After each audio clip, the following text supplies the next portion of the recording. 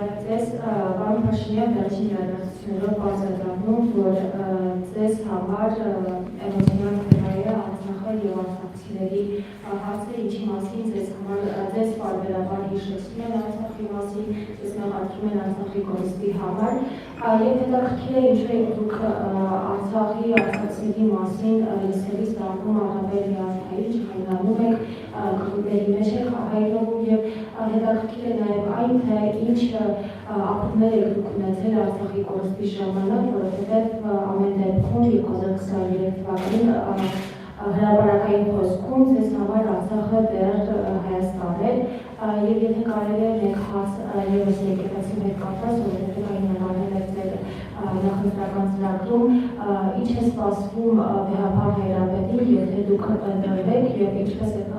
հնարացնելու նրան, եթե օրակարգում է լինելու այն ու ինչպես է հասնել այդ ճանապարհին, որովհետեւ դեկտեմբերի 19-ին մենք համոզվեցինք, որ ժողովուրդը Բեհապար Հայրապետի կողքին է շնորհակալ։ Շնորհակալ եմ հարցի համար, իսկ կարծում եմ, որ շատ բնական է, որ 2020 թվականի իրադարձությունները էմոցիա են պարունակում, հասկանալի է։ Դուք հարցնում եք ինչ ապրումներ եմ ունեցել, անձնական։ Ես կարող եմ ասել հետևյալը։ Եթե տենց խոսակցությունը միջև այդ աստիճանի բացում եք, ես ընդհանրապես երևի վերջին գիտակցական կյանքում առաջին անգամ, երբ ես դադարել եմ ամենօրյա աղոթքներ ունենալ, այդ եղել է 2020 թվականի մայիսի 2020 թվականի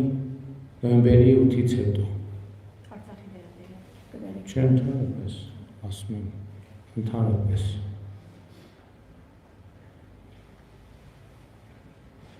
Հետո դրանից հետո երկարատև ծոմ եմ պահել։ Ասենք օրինակ մի շաբաթ ոչ հաց եմ կերել, ոչ այդ ջուր եմ խմել։ Եթե դուք հարցնում եք իմ էմոցիաների մասին, այդ են եղել իմ էմոցիաները։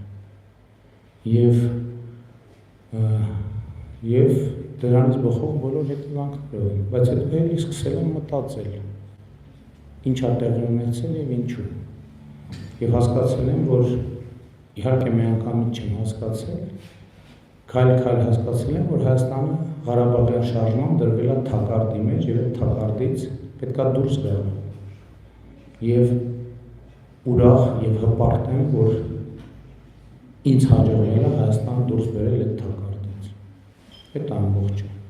Եվ էմոցիան կապված է ուրիշ բանի հետ, որ ես տեսնում եմ, որ այսօր կոնկրետ մարդիկ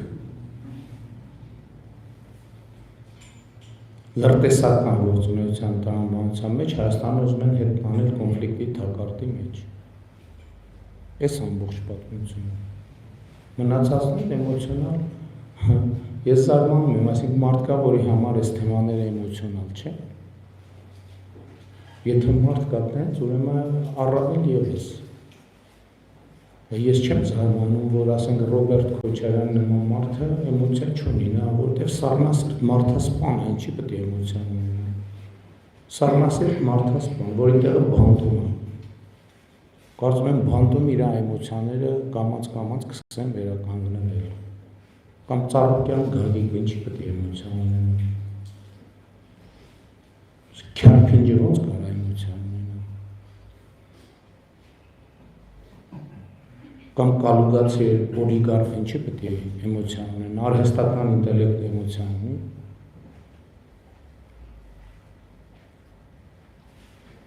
Այո, ես էմոցիոնալ մարդ եմ, նորություն է ձեզ համար, ինչի ես ընդդիմադիր պատգամավոր լինելու ժամանակ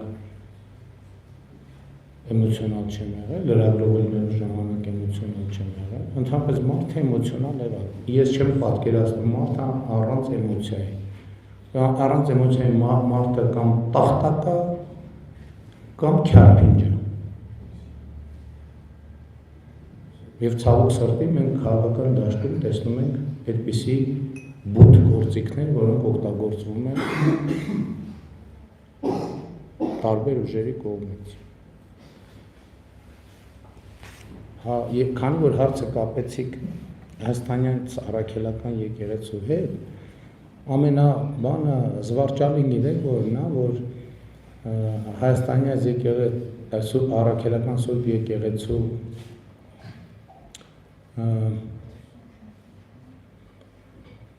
պաշտպանության դիրքերից հանդես են գալիս մարդիկ, հա հետո բնականաբար վերականգնել եմ աղոթքներս, այնեն չի, որ միջև հիմա դադարել եմ, ակնհայտորեն։ Ես նկատի ունեմ դա ինչ որ տեղի անեցել մեծ էմոցիոնալ շոկ ա եղել ինձ համար, ինչպես նաև համոզված եմ շատերի համար։ Եվ միջայլոց այդ առիթով եմ ես, եթե բացվում ենք, այդ առիթով եմ ես սկսել սաղմոսները անգիր սովորել։ Որովհետև այդ հոգևոր դատարկությունը լցնելու անհրաժեշտություն եմ ունեցել։ Հայաստանյան առաքելական Սուրբ եկեղեցու մասով ամենազվարճալին գիտեք որն է, որ Հայաստանյան առաքել, ասենք օրինակ այսօր նայենք այդ եռագլուխ կուսակցության լիդերներից, ես համոզված եմ իրանցից ոչ մեկը ավետարաններից գոնե մեկի գոնե կեսը չի կարդացել, գոնե կեսը։ Ես համոզված եմ իրեքին ազգային ինքնությունից հանդես են գալիս մարդիկ, որ համոզված եմ հայ ժողովրդի պատմության ամենապրիմիտիվ հարցերին չեն կարող պատասխանել, ընդհանրապես գաղափար չունեն։ Կարանք տեստ անենք։ Ամենապրիմիտիվ հարցերին հայ ժողովրդի պատմության չեն կարող այդ մարդիկ պատասխանել։ Չեն կարող պատասխանել։ Եվ էս է իրողությունը։ Եվ իմիջայլոց ասեմ, ու այս մարդկանց բնականաբար շատ կոմֆորտ է կաթողիկոսի պաշտոն զբաղեցնող այն անձը, որը տենց Աստվածաշունչի երևի կիսատ պռատ կարդացել է։ Նրանց համար, ովքեր ոչ մի ավետարաններից ոչ մեկը, ես գրած եմ գալիս, գնացեք Սամվել Կարապետյանի, Գագիկ Ծառուկյան, Ռոբերտ Քոչարյան, ընդ որում հիմա ասում եմ, երբ հանդիպեք հարցրեք, ասեք Աստվածաշունչը, ավետարանը եւ նոր կտականը, ինչով է իրարից տարբերվում։ Բարձ բան եմ ասում, ավետարանը, Աստվածաշունչը, նոր կտականը, ինչով են իրարից տարբերվում։ Ես թվում է ուշքից կգնան, որ այդ հարցը տակ։ Կոգնիտիվ դիսոնանսի պատճառով։ Ու Կտրիչ Ներսիսյանի նմանը, որը կիսատ պռատ կարող է կարդացած լինի Աստվածաշնչի 2/3-ը, շատ խորը հոգևոր տպավորություն է թողնում այդ մարդկանց վրա, համոզված եմ։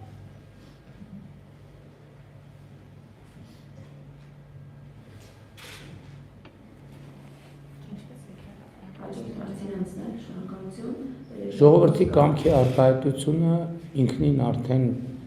մեզ բոլորիս կդնի իրողության առաջ եւ որոշման առաջ, որ պետք է կատարածվի։